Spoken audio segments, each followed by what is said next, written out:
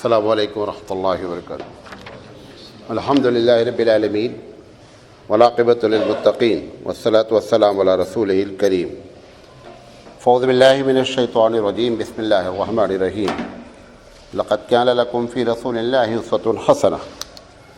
صدق اللہ العظیم. محترم حضرات، ہم سیرت حبیب مصطفیٰ صلی اللہ علیہ وسلم پر سلسلے وار بات کر رہے ہیں اور آج اس کا 258 سیریل ہے، 258. بات یہ چل رہی ہے کہ اللہ کے رسول صلی اللہ علیہ وسلم بحیثیت انسان اور بحیثیت بشر جو ہے اس پر ہم آپ سے گفتگو کر رہے ہیں. ہم نے 2 باتیں کل آپ کو بتائی تھی، پہلے وہاں سے بات جوڑ لیتے ہیں. میں نے 2 باتیں یہ بتانے کی کوشش کی تھی کہ سب سے پہلے یہ کنفیوژن کیوں لگا لوگوں کو، پبلک کو یا امت کو کہ صاحب آپ بشر نہیں ہیں. تو اس کی ہم نے آپ کو 5-6 وجوہات بتائی تھی اور ان کا جواب بھی دیا تھا. پھر اس کے بعد جو لوگ یہ کہتے ہیں کہ نہیں حضور صلی اللہ علیہ وسلم کو بشر ماننا ہی پڑے گا، اس کی وجہ 3 ہے. کتنی وجہ ہیں؟ 3 وجہ ہیں. سب سے پہلی وجہ یہ ہے کہ جو آدمی انسان ہوتا ہے وہ انسان کی طرح پیدا ہوتا ہے. ہم نے اس پر آپ کو حدیث نقل کی. دوسری وجہ جو انسان ہوتے ہیں ان کی کچھ کمزوریاں ہوتی ہیں، فطری کمزوری. فطری کمزوری میں ہم نے آپ کے سامنے کل 5 باتیں ذکر کی تھیں. سب سے پہلے کہ اگر انسان ہے تو بھولے گا، بھولنا اس کی کمزوری ہے.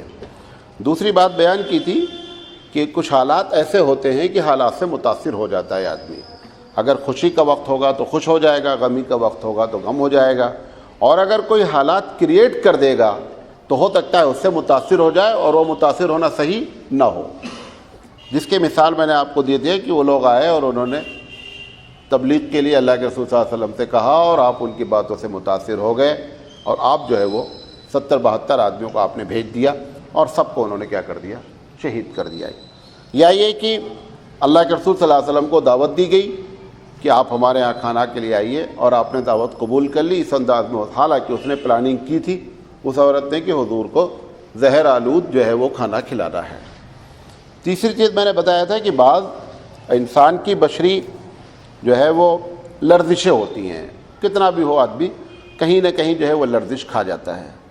تو انبیاء کو جو یہ سمجھ لیں کہ جو گناہ ہوتے ہیں انبیاء کو اللہ تعالیٰ نے پروٹیکشن دے رکھا ہے، حفاظت دے رکھی ہے. اس لیے نبی سے گناہ کبیرہ ہونے کا تو کوئی سوال نہیں ہے. ایک بات، گناہ صغیرہ ہونے کے بھی چانسز ایک دم نہیں ہیں. شرعی امور میں نہ گناہ صغیرہ ہو سکتا ہے نہ کبیرہ ہو سکتا ہے. جو شرعی معاملات ہیں کہ جس کا تعلق قانون سے ہے، جس کا تعلق شریعت سے ہے، اس میں نہ صغیرہ ہو سکتے ہیں نہ کبیرہ ہو سکتے ہیں. بحیثیت انسان کہیں کہیں اس قسم کی باتیں پیش آ سکتی ہیں، جس کو میں نے آپ کے سامنے مثال دیا تھا کہ اللہ کے رسول صلی اللہ علیہ وسلم نے وہ کھجور والا واقعہ بتایا کہ وہ بحیثیت انسان آپ سے غلطی ہو گئی، لرزش ہو گئی. اور مولانا تھانوی علیہ رحمہ کہتے ہیں کہ جو اس قسم کی باتیں ہوتی ہیں یہ اس سے ان کی شان میں کوئی کمی نہیں آتی ہے، کیونکہ جب آپ ان کو بشر مانیں گے تو یہ ساری چیزیں فطری ہے، لہذا نیچرل چیز ہے. اگر آپ ان کو بشر سے اوپر اٹھائیں گے تب شان میں کیا ہے؟ گستاخی ہوگی. یہ کہ آپ نے اونٹیاں اٹھایا اس کیٹیگری پہ بندہ اترا ہی نہیں. مثال کے طور پر ایک کو آپ نے فرشتہ مان لیا. اب فرشتہ یہ کہے کہ صاحب میں ٹوائلٹ جا رہا ہوں تو یہ تو فرشتے کی شان کے خلاف ہو گیا نا. آپ نے فرشتے کی شان تھوڑے بڑے، فرشتے کی شان گھٹا دیا. اگر آپ بشر مانتے ہیں، اب اللہ کے رسول صلی اللہ علیہ وسلم پیشاب اور پخانے کا طریقہ بتاتے ہیں اور خود جاتے ہیں تو آپ کبھی نہیں کہتے کہ صاحب پیشاب پخانا یہ کیا بات ہے؟ بات سمجھے نہیں؟ تو اگر ان کو بشر نہیں مانا جائے گا، جو بھی مانیں گے گستاخی کریں گے. جب آپ بشر مانیں گے تو یہ ساری چیزیں کیا ہے؟ ایک عام آدمی کے لیے ہو سکتی ہیں. یہ بھی بات میں نے آپ سے بیان کی تھی. پھر میں نے چوتھی چیز بیان کی تھی کل کہ بعض کیفیت طاری ہوتی ہے، میٹلزم جسے کہتے ہیں، مادی لحاظ سے، کہ اگر کسی آدمی کو پتھر مار دیا گیا تو چوٹ لگ سکتی ہے، تھوڑا سے بد پرہیزی کرے گا کولڈ ہو سکتا ہے، بخار آ سکتا ہے. اس کی میں نے مثال دی تھی کہ جادو کی. اللہ کے رسول صلی اللہ علیہ وسلم کو بیماری بھی ہوئی، آپ نے علاج بھی کرایا. اسی طریقے سے سحر ہو جانا، یہ بات ہو چکی یہاں تک. آج جو ہے 3 باتیں انسانی کمزوری کے تحت اور 4 باتیں انسانی ضروری. تو گویا کہ 3 بیسک پوائنٹ ہیں. اب پھر سے سن لیں پوری بات کو. پہلی چیز کہ اگر ہم بشر مانیں گے اور مانتے ہیں تو بشر کا بشر کی طرح پیدا ہونا ضروری ہے. نمبر 1 بشری کمزوریاں ہونا ضروری ہیں. نمبر 2 بشری ضرورت ہونا. تو ہم کمزوریوں پر بات کر رہے ہیں, ابھی ضرورت پر بات نہیں کریں. ضرورت پر بھی ہم آج انشاءاللہ بات کر کے اس ٹاپک کو ختم کریں گے.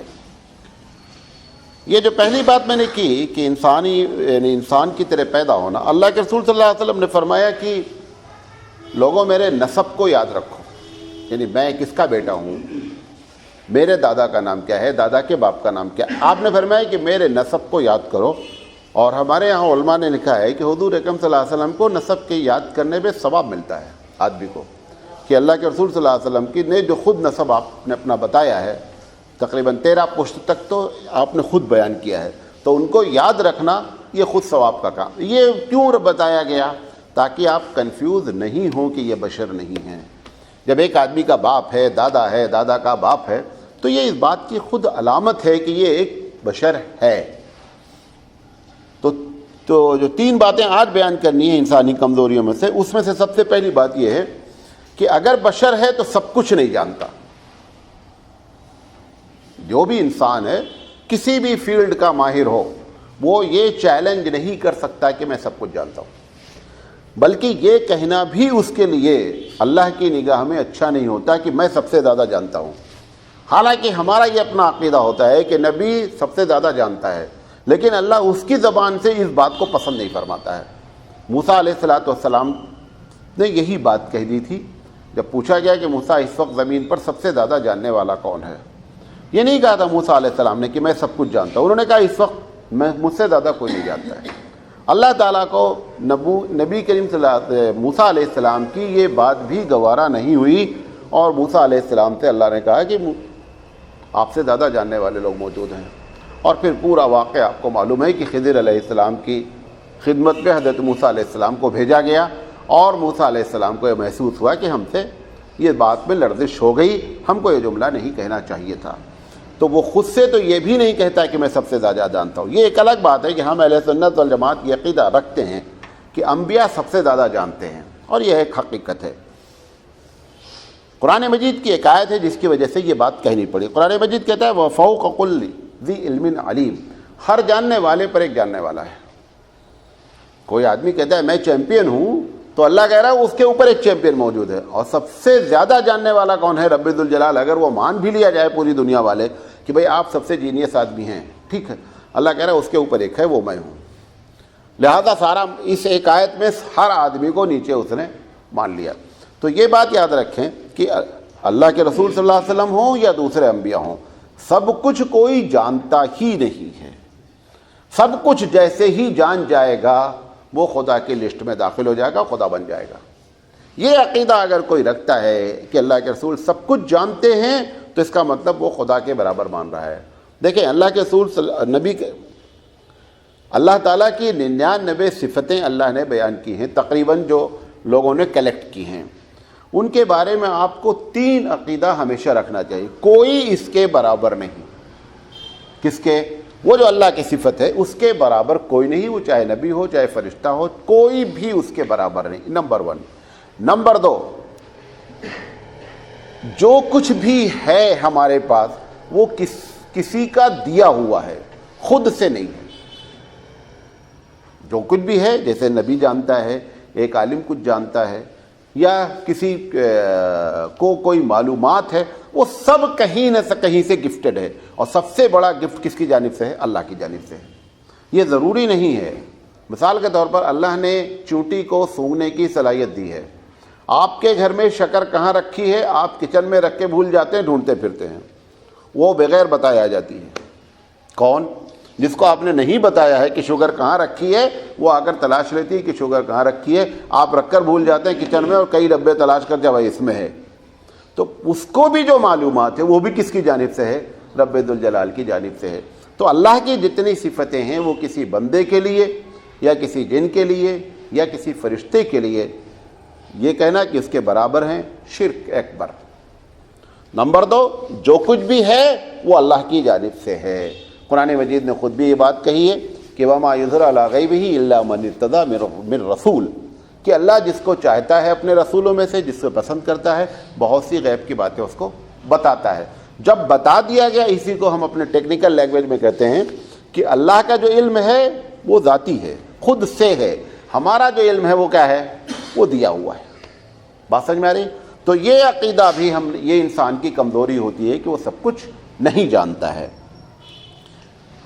انسان کی سب سے بڑی کمزوری مرنا ہے۔ کتنے بڑے بھی آپ ہو جائیں، کتنا علاج کر لیں، کچھ کر لیں، مرنا ہے ہر حال میں۔ قرآن مجید میں نبی کے بارے میں کہا گیا اِنَّكَ مَيِّتٌ وَإِنَّهُمْ مَيِّتُونَ، کہ محمد صلی اللہ علیہ وسلم آپ کو بھی مرنا ہے اور ان کو بھی مرنا ہے۔ اب یہ جو عقیدہ نبی کے لیے، تو لفظ مرنا بھی ہم استعمال کرنا گوارا نہیں کرتے، اللہ نے ڈائریکٹ کہا ہے۔ آپ چاہے جتنی اس کی تشریح کر لیں، ہے لکھا یہی۔ ہمارے یہاں اہل سنت والجماعت کا یہ عقیدہ ہے کہ نبی مرنے کے بعد کیا ہے، زندہ ہے۔ قرآن مجید نے شہید کے بارے میں یہ کہا ہے کہ وَلَا تَقُولُوا لِمَن يُقْتَلُ فِي سَبِيلِ اللَّهِ أَمْوَاتٌ بَلْ أَحْيَاءٌ، کہ جو اللہ کے راستے میں مر گئے ہیں ان کو مردہ نہیں کہو، احتراماً، کیونکہ وہ زندہ ہیں، لیکن کہتا ہے وَلَٰكِن لَا تَشْعُرُونَ، تم کو اس بات کی معلومات نہیں ہے کہ وہ زندگی کیسی ہے۔ اہل سنت والجماعت کا متفقہ فیصلہ تو یہ نہیں ہے کہ نبی زندہ ہے، اپنی قبر میں کیسے ہیں، لیکن یہ عقیدہ ایک بڑا طبقہ اہل سنت کا ہے کہ زندہ ہے، لیکن زندگی کی کیفیت مجہول ہے۔ اعلیٰ حضرت کے ملفوظات میں یہ لکھا ہوا ہے، غور سے سنیے گا۔ اعلیٰ حضرت کے ملفوظات میں انہوں نے اپنے استاد کے حوالے سے لکھا ہے، ان سے جب پوچھا گیا کہ شہید بھی زندہ ہیں اور انبیاء بھی زندہ ہیں، تو دونوں کی زندگی میں بیسک فرق کیا رہ گیا؟ نبی تو بہت اونچا درجہ ہے، شہید اس کے نیچے کا درجہ ہے۔ جب شہید کو یہ بات کہہ رہا اللہ کہ ان کو مردہ نہیں کو، اسی بنیاد پر ہم نبی کو بھی مرنے کا لفظ استعمال نہیں کرتے ہیں، احتراماً۔ جو یہ کہہ رہے ہیں ہم کہ ہر انسان کو مرنا ہے، ہم نے کہا نبی کو بھی۔ ایک لمحے کے لیے تو موت کو ہر حال میں طاری ہونا ہی ہونا ہے، کیونکہ قرآن مجید کیا کہتا ہے، کل نفس ذائقۃ الموت، ہر جان والی چیز کو موت کا مزہ چکھنا ہی چکھنا ہے، کیونکہ بغیر موت کا مزہ چکھے بغیر آدمی جنت میں جا ہی نہیں سکتا۔ جنت میں جانے کے لیے موت پل ہے۔ اب یہ جو ہمارا عقیدہ اہل سنت والجماعت کا ہے کہ قبروں میں زندہ ہیں، تو ہمارے ہاں دیوبند کے جو علماء وہ کہتے ہیں زندگی تو ہے، لیکن زندگی کی کیفیت ہم کو علم نہیں ہے۔ بریلوی حضرات کہتے ہیں نہیں صاحب، زندگی ہے اور ایسی ہے جیسے کہ یہ زندگی ہے۔ یہاں تک لکھا اعلیٰ حضرت نے کہ وہ قبروں میں کھانا کھاتے ہیں، نماز پڑھتے ہیں، اپنی بیوی سے شب پاشی بھی کرتے ہیں، صحبت کرتے ہیں، یہ بھی لکھا ہوا ہے، آج بھی لکھا ہے، ابھی آپ کہیں ابھی دکھلا دیں گے۔ اب سوال یہ ہے کہ اگر زندگی یہاں تک ہے تو سب سے بڑا مسئلہ یہ ہے کہ جس کے ساتھ صحبت کی جا رہی اس کو بھی زندہ ماننا پڑے گا، وہ نبی نہیں ہے۔ بھئی ایک کو چلو زندہ مان لیا آپ نے، جس کے ساتھ صحبت کی اس کو بھی کیا اسی کیٹیگری کا ماننا پڑے گا؟ تو وہ کیٹیگری کی نبی کی بیوی تو ہوتی نہیں ہے۔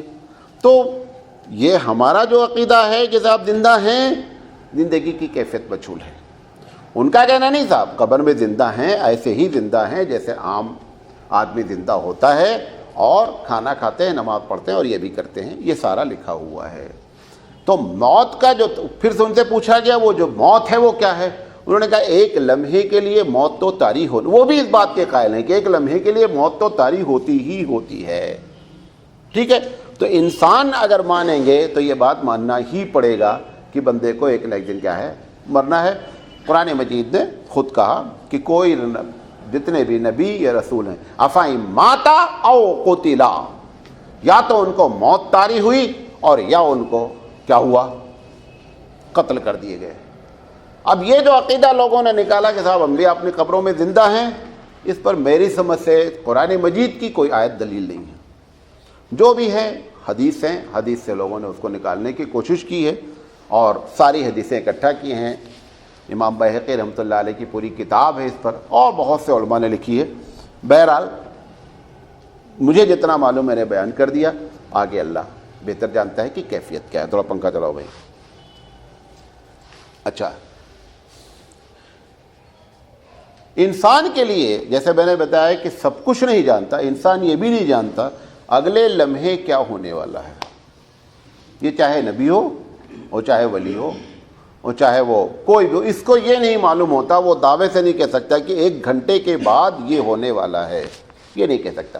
اور اگر وہ کہے گا, نبی نے ہزاروں باتیں بتائیں, 1 گھنٹہ درکنار قیامت تک کی باتیں بتائیں, وہ سب گائیڈڈ ہیں اللہ کی جانب سے. ہر چیز کے بارے میں اللہ نے بتا دیا, اللہ کے رسول صلی اللہ علیہ وسلم نے بھی بتا دیا, لیکن بغیر بتائے کوئی کچھ نہیں جانتا ہے. اگر جیسے کل میں نے کہا نا کہ جس جگہ پر نماز پڑھ رہے ہیں وہیں پر بچھو تھا, بچھو نے ڈنگ مار دیا. سوال یہ ہے کہ اگر آپ کہتے ہیں قیامت تک دیکھتا ہے, 2 فٹ نہیں دیکھا بندے نے.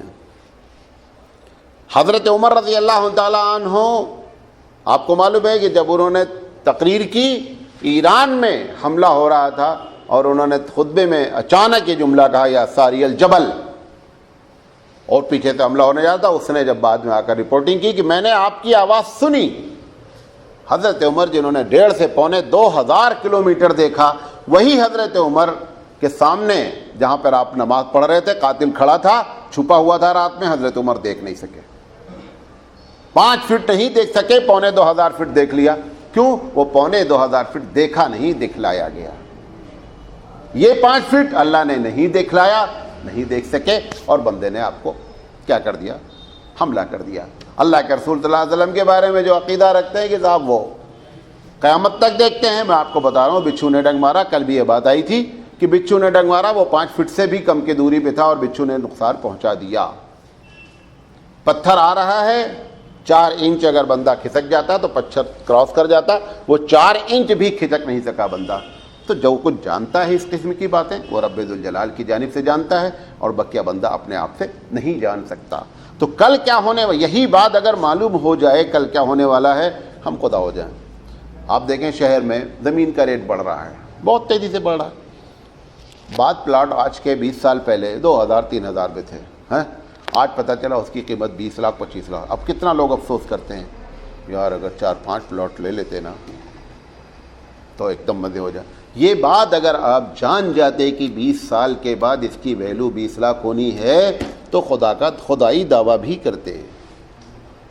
یہی نہ جاننے کی وجہ سے ہم بندے ہیں. اگر یہ باتیں ہم جان جائیں تو کیا ہو جائیں, خدا ہو جائیں. ساری دنیا اپنے آپ کو نقصان سے پہلے سے بچا لے, سارے فائدے کی تدبیریں پہلے اختیار کر لے. اللہ نے یہ دونوں چیزیں ہم سے دور رکھی ہیں کہ تم بندے ہو. وہ 2,000 کا پلاٹ تم نہیں لے سکے, ورنہ آج تم کو 25 لاکھ میں بک جاتا اور لکھپتی ہو جاتے کھٹ سے. یہ بتانا چاہتا ہے پروردگار عالم کہ بندہ کل کے بارے میں جانتا ہے. یہ بنیادی بیسک کمزوریاں ہیں جس کی بنیاد پر کہنا پڑتا ہے کہ اللہ کے رسول صلی اللہ علیہ وسلم بشر ہیں, لیکن کیفیت کے لحاظ سے, صفت کے لحاظ سے کوئی موازنہ ہمارا ان کا نہیں ہے. ہم صرف اسی بنیاد پہ کہتے ہیں ہماری بھی آنکھیں ان کی بھی آنکھیں, ہمارے بھی ہاتھ ان کے بھی ہاتھ. اللہ کے رسول بھی ویسے ہی پیدا ہوئے جیسے ہم پیدا ہوئے. اللہ کے رسول کو ایسے بھی ماں ہیں جیسے ہماری ماں ہیں. اللہ کے رسول نے بھی ایک عورت کو دودھ پیا جیسے ہم نے پیا. انہی کیفیت میں کہا جاتا ہے بشر. کوالٹی کے لحاظ سے ہمارے پاس الفاظ نہیں ہے کہ ہم موازنہ کریں. خلاصے کلام یہ ہے. کوالٹی میں صرف وہ جملہ ہم کہہ سکتے ہیں کہ عبادت خدا بزرگ تو یہ قصہ مختصر. یہ ہمارا اہل سنت والجماعت کا عقیدہ ہے. اب تیسری چیز جو ہے وہ ضرورت ہے. جو انسان کو, جب آپ کسی کو انسان مانیں گے تو اس کی بنیادی کچھ ضرورتیں ہیں وہ ہر حال میں لگی رہیں گی. مثال کے طور پر ہم اگر نارمل ہیں, نارمل آدمی ہیں فزیکلی اور مینٹلی, تو ہم کو دل چاہتا ہے کہ ہماری شادی ہو. کیوں؟ کیونکہ جو سیکس ہے وہ انسان کی نیچرل ضرورت ہے. ہر نبی نے شادی کی الا ماشاء اللہ. جس نے نہیں کی وہ آ کے کر لے گا.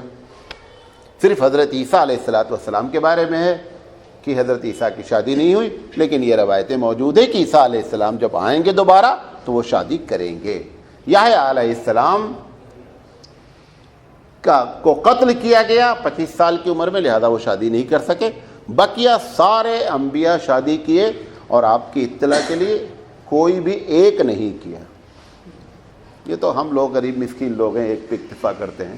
آیت تو ہم روز پڑھ رہے ہیں کیا کہ رسول کی زندگی تمہارے لیے نمونہ ہے, لیکن شادی میں کیونکہ ہم نہیں کر سکتے ہیں, ڈرتے ہیں, اور ہمارے حالات ایسے ہیں. دو وجہ, ایک تو ڈرنا ہے اور دوسری وجہ کیا ہے کہ اکنامکلی ہمارے حالات ایسے نہیں ہوتے ہیں کہ ہم دوسری تیسری شادی کر لیں. لیکن جہاں تک نبی کی بات ہے, کوئی نبی ایک بیوی پر ڈپینڈ رہا ہی نہیں. دل تو ہمارا بھی بہت چاہتا ہے, ایسا نہیں ہے, مولانا سراج سے لے کر سب کا دل چاہتا ہے, لیکن کچھ ایسے حالات ہوتے ہیں کہ مسکین بن جاتے ہیں اور اس کو چھوڑ دیتے ہیں. تو نبی سب سے پہلی چیز انسانی ضرورت میں شادی ہے. ہر نبی نے شادی کی, ہر نبی نے شادی کی ہے. اللہ کے رسول صلی اللہ علیہ وسلم نے ایک نہیں, دو نہیں, 10 شادی, بعد میں روایت میں 11, 10 پہ تو سب کا اتفاق ہے. یہ شادی کے بارے میں ایک تھوڑی سی بات اور سمجھ لیں. پہلی شادی تو حقیقت میں اللہ کے رسول صلی اللہ علیہ وسلم کی نیچرل ریکوائرمنٹ ہے. کیونکہ جو نیچرل ریکوائرمنٹ ہے, اس کے پہلے غالباً آپ سے میں نے بات کی ہے کہ ایک عمر نیچرل جو فطری ضرورت ہے اس کی ایک عمر ہے, اس کے بعد وہ فطری ضرورت کیا ہوتی ہے کہ بیٹری ڈسچارج ہونے لگتی ہے. وہ 50 سال کے بعد ہوتی ہے. جب 50 سال ہو جاتی ہے تو بیٹری ڈسچارج ہونے لگتی ہے. اب جس کا دل چاہتا ہے شادی کرنے کا وہ 50 سے پہلے کرتا ہے, دوسری تیسری چوتھی, تب بیٹری اسٹرانگ رہتی ہے. اللہ کے رسول صلی اللہ علیہ وسلم کے ساتھ یہ معاملہ ہم جملہ نہیں استعمال کر سکتے کہ آپ نے دوسری تیسری شادیاں خدا نخواستہ سیکس کی بنیاد پہ کی, کیونکہ دوسری تیسری چوتھی ساری شادیاں آپ نے اس وقت کی جب آپ کی عمر 51 سال 6 مہینہ کراس کر چکی ہے. پہلی داؤد علیہ السلام کے 100 شادی ہوئی, دیکھیے پرچہ آ گیا. آپ لوگ 2 نہیں کر پا رہے ہیں, نبی ہو کر 100 شادی کیے تھے, اور بھی لوگ کیے ہیں. بہرحال اللہ کے رسول صلی اللہ علیہ وسلم کی دوسری, یہ بات آپ کے نالج میں ہونا چاہیے کہ خدیجہ رضی اللہ تعالی عنہا کے رہتے ہوئے آپ نے دوسری شادی نہیں کی. یہ جو دوسری شادی والے شادی جو کرتے ہیں اور پھر بیوی سے یہ کہتے ہیں کہ میں یہ سنت ہے, سنت پہلی کے ہوتے ہوئے دوسری کرنا سنت ہے, یہ بھی نوٹ کر لیں. شادی اجازت ہے, آپ یہ جملہ نہیں بولیں کہ میں نے جو دوسری کی ہے, آپ اس لحاظ سے سنت ہے کہ حضور کی کئی بیویاں تھیں, لیکن جس وقت میں آپ نے کیا یہ سنت نہیں ہے. پہلی کے ہوتے ہوئے اللہ کے رسول نے دوسری تیسری چوتھی پانچویں چھٹی ساتویں کی ہی نہیں. خدیجہ رضی اللہ تعالیٰ عنہ کے انتقال کے بعد آپ صلی اللہ علیہ وسلم نے دوسری شادی حضرت سودا سے کی اور تیسری حضرت عائشہ سے کی. اس تقریر کا جب حضور کی وفات کا ہم ذکر کریں گے تو یہ بتائیں گے کہ کتنی بیویاں اور کتنے بچے اور کیا پراپرٹی چھوڑی, اس وقت یہ ساری باتیں آپ کو تفصیل سے انشاءاللہ آئیں گی. تو اللہ کے رسول صلی اللہ علیہ وسلم کے بارے میں یہ ہم نے جو کہا کہ یہ انسانی ضرورت ہے, تو پہلی جو بیوی ہے وہ تو حقیقت ہے انسانی ضرورت ہے, لیکن یہ دوسری تیسری اس کی بنیادی وجوہات کئی ایک ہیں, آپ کے سامنے بہت تفصیل سے اس پر میں نے بات کی ہے. تو ایک انسان کی ضرورت شادی ہے. نمبر 2 کھانا ہے. یہی کھانا کھاتا دیکھ کر کے کفار قریش نے آبجیکشن کیا, یار یہ کیسا رسول ہے, ما لہذا الرسول یاکل الطعام ویمشی فی الاسواق. ہم تو سمجھے تھے کہ رسول اگر ہوگا تو نہ کھانا کھائے گا, ہوا پیے گا اور چلے گا. یہ کیسا رسول اللہ نے بھیج دیا ہے کہ کھانا کھاتا اور بازاروں میں گھومتا ہے. اللہ کے رسول صلی اللہ علیہ وسلم کے بارے میں یہ اعتراض کیا. اللہ کو کیا کہنا چاہیے تھا, نادان, میرا رسول کہاں کھانا کھاتا ہے, یہ بشر ہی نہیں ہے, کھانا کیوں کھائے گا. جیسے کل بتایا تھا کہ فرشتے پر جب لوط علیہ السلام کی قوم نے اٹیک کرنا چاہا تو فرشتوں نے کیا کہا لوط علیہ السلام سے, ڈونٹ وری, آپ فکر نہیں کریں, یہ ہم تک پہنچ ہی نہیں سکتے, ہم ایک دوسری مخلوق ہیں, یہ دوسری مخلوق ہیں, لہذا یہ ہم پر ہاتھ ڈال سکتے نہیں, آپ گھبرانے کی آپ کو کوئی ضرورت نہیں ہے. اللہ تعالیٰ سے جب ان لوگوں نے آبجیکشن کیا اللہ کے رسول صلی اللہ علیہ وسلم پر, کہ قرآن نے ان کے آبجیکشن کو نوٹ کیا کہ ما لہذا الرسول, یہ کیسا رسول ہے, یاکل الطعام ویمشی فی الاسواق, یہ کھانا کھاتا ہے اور بازاروں میں گھومتا ہے. ان کے دماغ میں یہ بات تھی کہ رسول ایسا ہونا چاہیے کہ جو ان چیزوں سے بری ہو. آج بھی ہم سمجھتے ہیں نا, کہتے ہیں نا فلاں صاحب مولانا صاحب بہت بزرگ ہیں, بازار ایک دم جاتے ہی نہیں ہیں. بازار جانے والا جو اپنی آنکھ کی حفاظت کیا وہ اصل بزرگ ہے. یہ مولانا صاحب جو کمرے میں بیٹھ کر کے کہہ رہے ہیں اس میں کون سی بزرگی ہے, کوئی بزرگی نہیں ہے. بھائی ایک نابینا ہے بولنا میں عورتوں کو دیکھتا ہی نہیں ہے. بھائی آپ تمہارے پاس آنکھ نہیں اس لیے نہیں دیکھتے ہو, تم بغیر آنکھ کے ہم سے زیادہ دیکھتے ہو. حقیقت میں جو فلم بناتے رہتے ہو دماغ میں وہ ہم سے زیادہ دیکھتے ہو. تو یہ جو ہے کہ یہ بزرگی مانی نہیں, فلاں صاحب ایک دم شادی نہیں کیے ہیں. ارے یہ کون سی بزرگی ہے, نبی سے بڑا کوئی بزرگ نہیں ہوتا, نبی سے زیادہ بزرگی کسی کے اخلاق میں ہوتی نہیں ہے. وہ اخلاق کا مالک شادی بھی کر رہا ہے, بازار بھی جا رہا ہے, آپ اپنی بزرگی کو الاپ رہے ہیں کہ صاحب ہم بزرگ ہیں, ہم نہیں, کوئی تعلق نہیں, دنیا میں کیا ہو رہا ہے ہم سے کچھ پتہ ہی نہیں. اللہ کے رسول صلی اللہ علیہ وسلم نے کس, غور سے سنیے گا جو بات کہہ رہا ہوں, اللہ کے رسول صلی اللہ علیہ وسلم نے جب دعوت کے لیے خط لکھا, کسی کو بلا کر کے نہیں پوچھا کہ کس ملک کا بادشاہ کون ہے. اتنا اپ ڈیٹ تھے اس وقت کہ آپ کو اپنے چوہدی کا سارا علم تھا. 1400 سال پہلے خبر بھی نہیں تھے, نہ نیوز ہوتی تھی, نہ پیپر ہوتا تھا, نہ ریڈیو ہوتا تھا, لیکن رسول اکرم صلی اللہ علیہ وسلم اس وقت کے سب سے زیادہ اپ ڈیٹ انسان تھے کہ آپ نے سارے بادشاہوں کو ان کو خط لکھا. تو یہ کہنا کہ مجھے کچھ نہیں معلوم, دنیا میں کیا ہو رہا ہے ہم سے مطلب ہی نہیں ہے, یہ کوئی اچھی صفت نہیں ہے. ٹھیک ہے, آپ نہیں جانتے, آپ اس کو اچھی صفت میں گردان نہیں کریں کہ میں یہ ہمارے بزرگی کی علامت ہے. بزرگی کی علامت ہوتی ہے کہ آپ نیچرل سسٹم سے کتنا جا رہے ہیں. کرسچنوں کو یہی بات کنفیوز ہوئی, ساری ہندوؤں کو یہی بات آج بھی کنفیوز ہے. ان کا آخری درجہ کیا ہے کہ بھئی ہمارے اس آدمی نے سنیاس لے لیا. سنیاس کا مطلب کیا, ہم سے دنیا سے کوئی مطلب نہیں, جنگل میں جا کر رہیں گے. ہمارے نزدیک بزرگی کی کا کرائٹیریا معیاری نہیں ہے.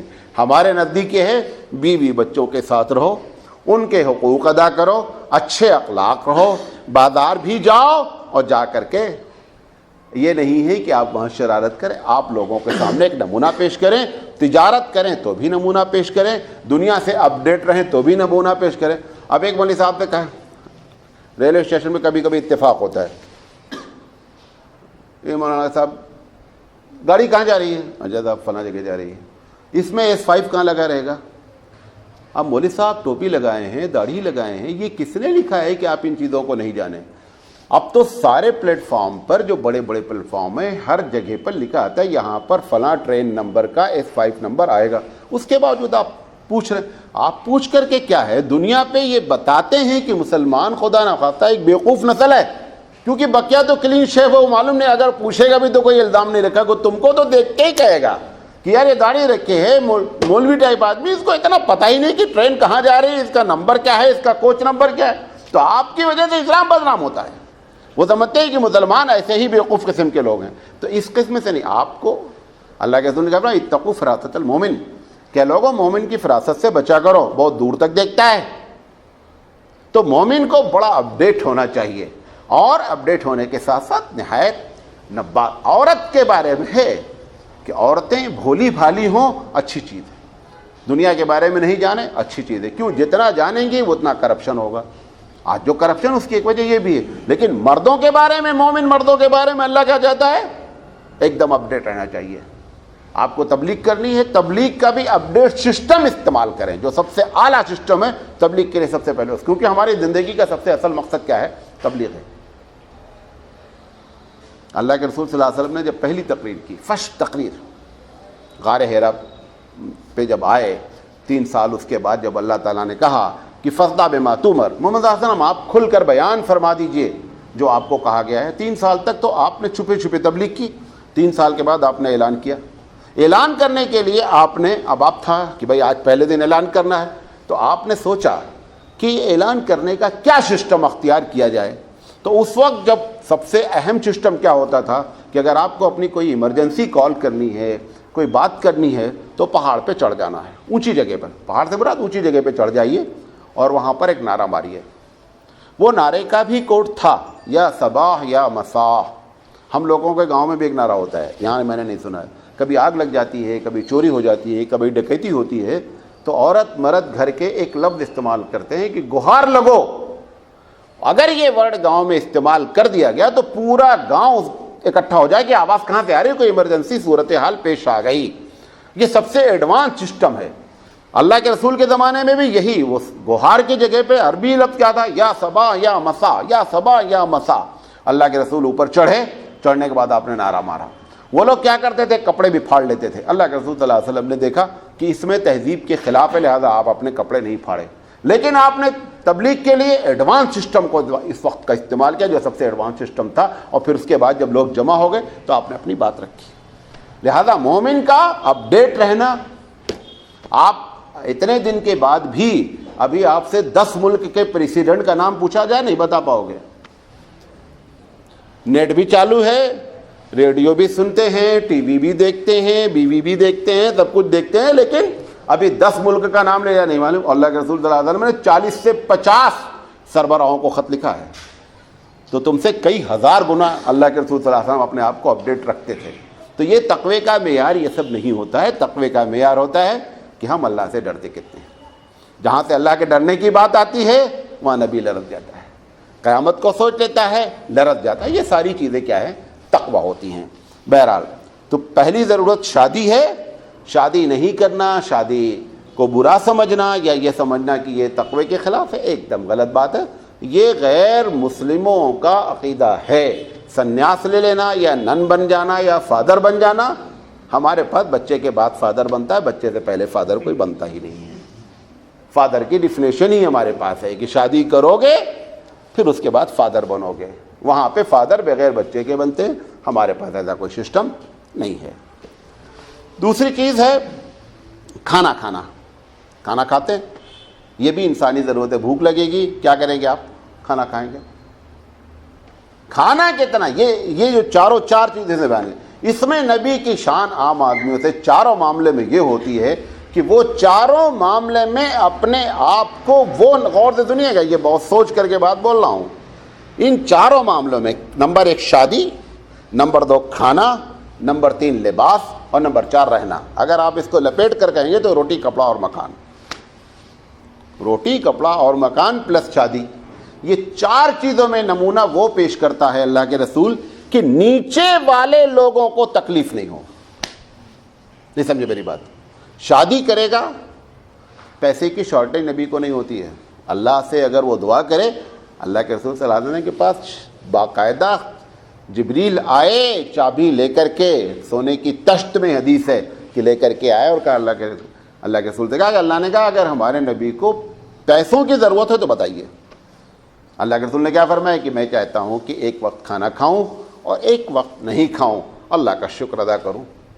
تو یہ ان چاروں معاملے میں نبی کبھی وہ طریقہ نہیں اختیار کرے گا جو اس وقت کے عمرہ اختیار کیے ہوئے ہیں, کیونکہ اس کی زندگی نمونہ ہے. لہذا تاکہ نیچے والے کبھی اپنے آپ کو بیکورڈ نہیں سمجھ سکے, وہ یہ سمجھیں کہ ہمارے نبی ایسا کرتے رہے لہذا کوئی بیکورڈ ہونے کی بات ہی نہیں ہے.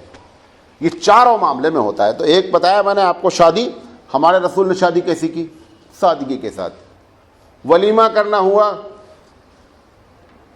ایک ون ڈش پارٹی ہوتی ہے, مانا سنا ہے نام, جیسے 10-20 کولیگ آفس میں کام کرتے ہیں, تو جس ملک کی اکنامی خراب ہوتی ہے تو اب میرے پاس اتنی طاقت نہیں ہے کہ میں 10 کولیگ کو دعوت دے دوں, تو کیا کہتا ہوں اچھا ون ڈش پارٹی ہو جائے گی.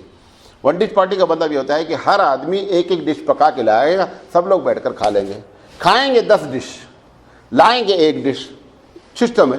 اللہ کے رسول صلی اللہ علیہ وسلم کے ساتھ بھی ایسا ہوا. ولیمہ ہوا, ولیمہ میں راستے میں ولیمہ ہوا, اللہ کے رسول نے کہا بہتر جس کے پاس جو ہے سب لے آؤ. اب کھانا تو سب کو کھانا تھا, کسی کے پاس جو بھی ستو تھا, کسی کے پاس کھجور تھی, کسی کے پاس شہد تھی, سب لے کر کے آ گئے. ولیمہ بنا دیا کہ سب لوگ کھا لیا, کوئی تکلف ہی نہیں, سادگی کے ساتھ ولیمہ کر لیا گیا. فاطمہ رضی اللہ تعالیٰ عنہ کی شادی کی, آپ کی لاڈلی ہیں اور سیدۃ النساء اہل الجنہ ہیں, ہم سب کی آنکھوں کی طاری ہیں. مطلب جو بھی الفاظ استعمال کریں, لیکن اس کے باوجود سادگی کیسی شادی ہو رہی ہے. صحابہ کا ایسا بھی واقعہ موجود ہے کہ مدینے میں حضور موجود ہیں, صحابی نے حضور کو دعوت نہیں دی. ابھی مولانا صاحب کو نہیں, تو مولانا ارے یار ہم کو دعوت ہی بلائے نہیں.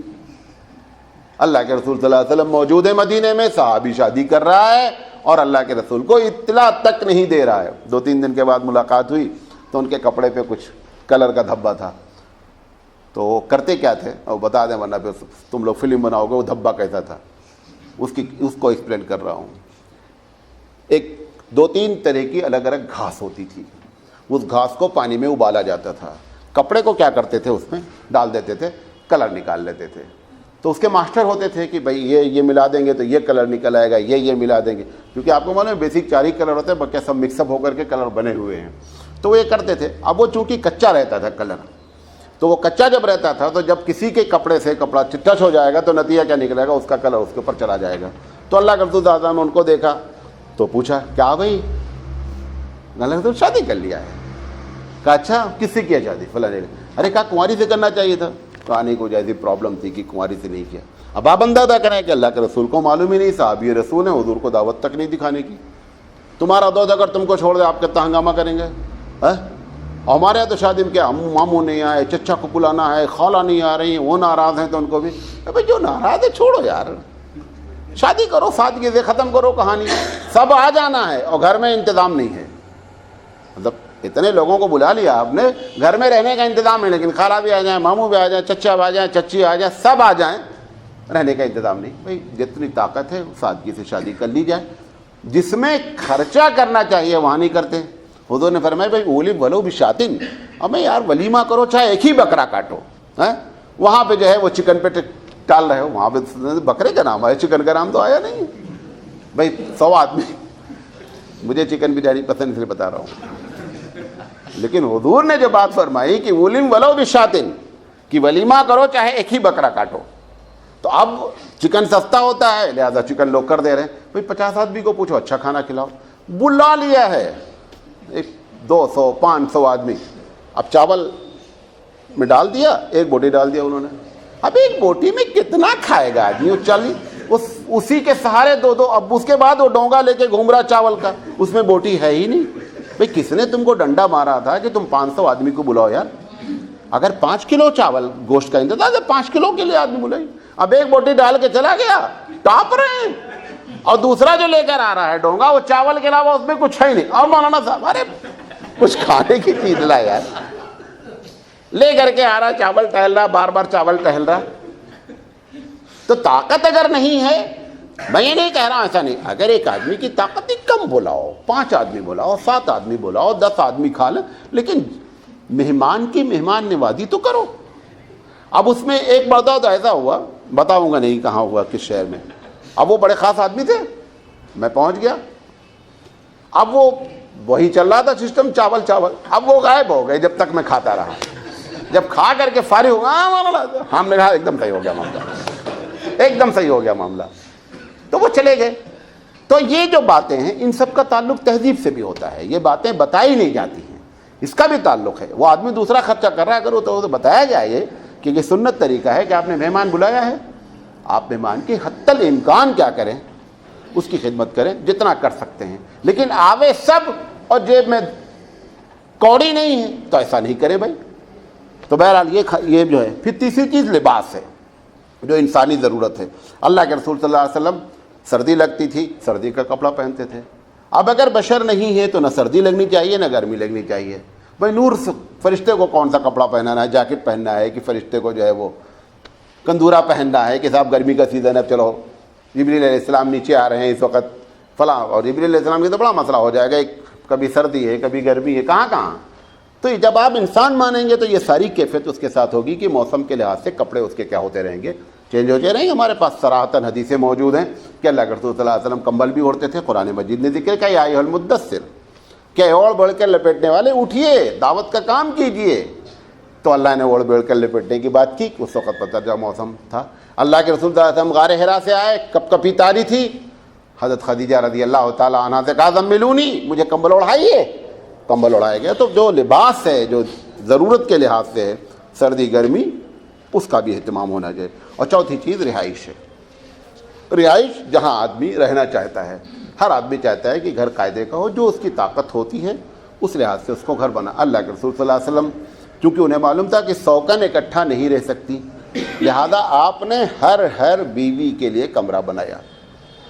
آپ کو کئی مرتبہ بتا چکا ہوں کہ 4 جوڑے اکٹھا نہیں رہتے, اس میں جو چوتھا جوڑا کون ہے, سوکن کا ہے. یہ اگر اکٹھا رہیں گے تو تم پیتل کی سیٹی خرید لو. کیوں؟ ریفری بننا پڑے گا, بجانا پڑے گا, بیچ بیچ میں دونوں لڑیں گی, آپ کو ریفری بننا پڑے گا.